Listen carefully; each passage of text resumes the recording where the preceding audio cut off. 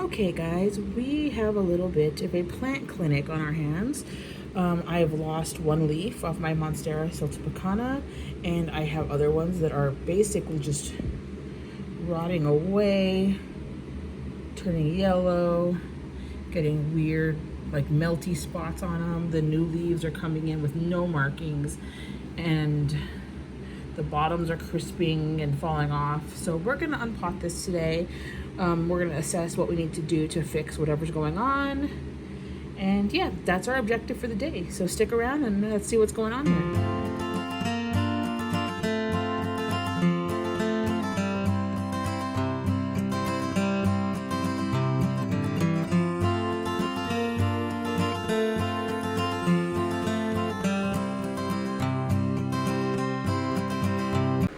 Okay guys, let's get right into it. We're just gonna go ahead and pull this out of here.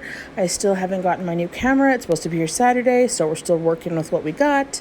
You can kind of see what I'm doing in the reflection.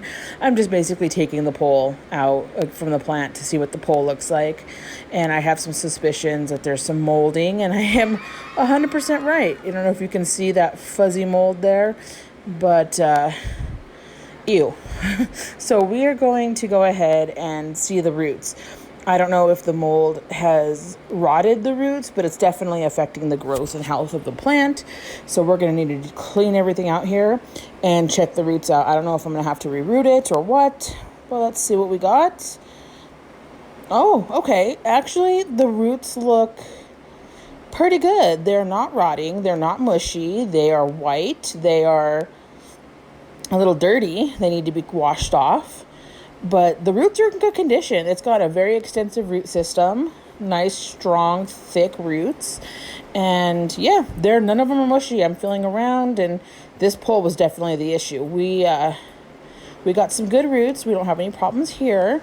So yeah, I'm just going to inspect them a little closer. I don't see any issues.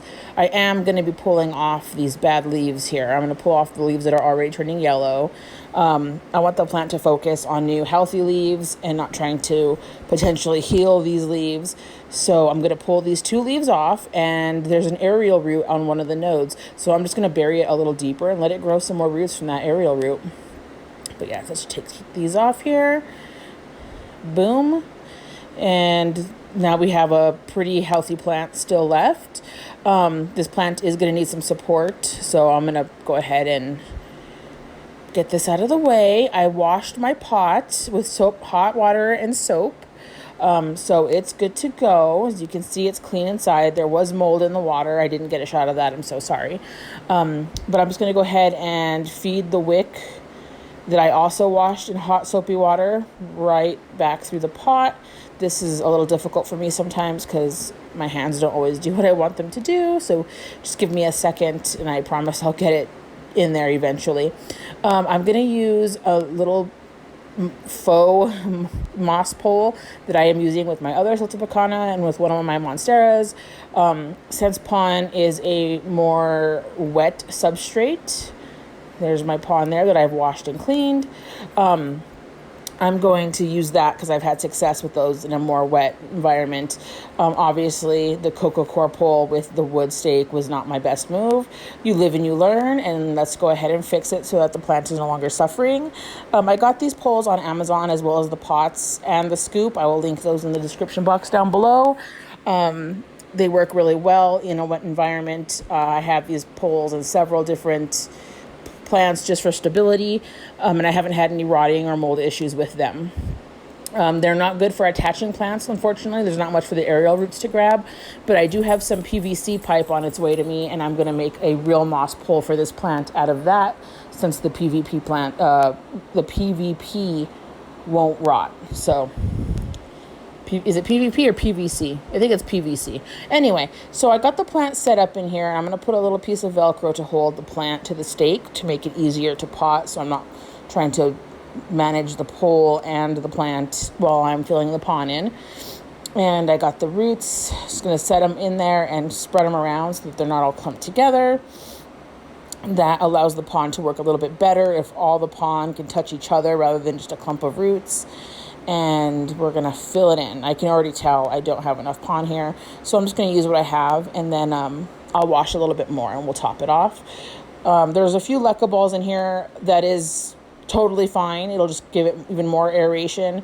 I don't normally care to put leca in my pond, but a few fell in from a different place I was storing it, so I'm just going to go ahead and leave them. They won't hurt anything. Yeah, this plant will start to thrive again, I'm sure. I am going to boil and reuse the pond that the moldy pole was in. That's the great thing about inorganic substrates like pond and leca. You can boil it and reuse it. I just won't be using it for this plant, obviously, because I want to get a nice, clean, unmoldy pond in there, and I want to pot this back up right away, so I don't want to wait for the pond to boil. So I'll boil that pond later and store it for another plant in the future. And this is where I'm going to go get some more pond. There we go. This one has even more leca in it, but again, it's fine. It's not going to hurt anything. And yeah, I think this plant is going to make it, and it's going to do just fine. I definitely won't be using those Coca-Cola poles anymore.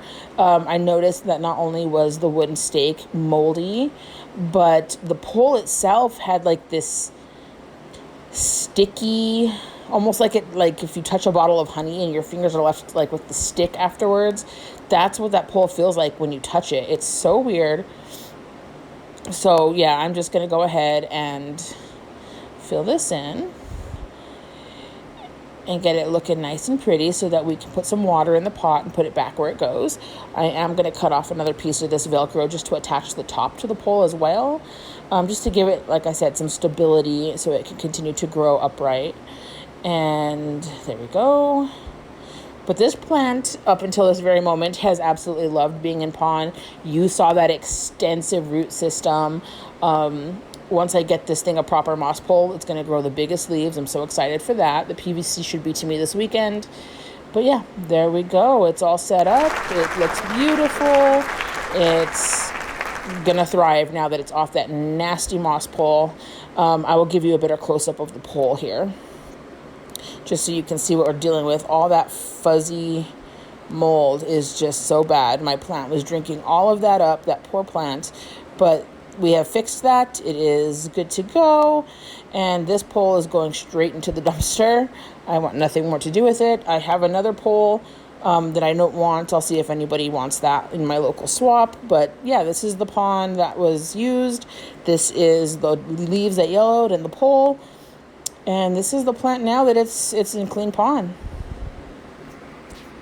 Thank you so much. Don't forget to like, comment, and subscribe. And I appreciate you joining me today. And I'll see you in the next one. Bye-bye.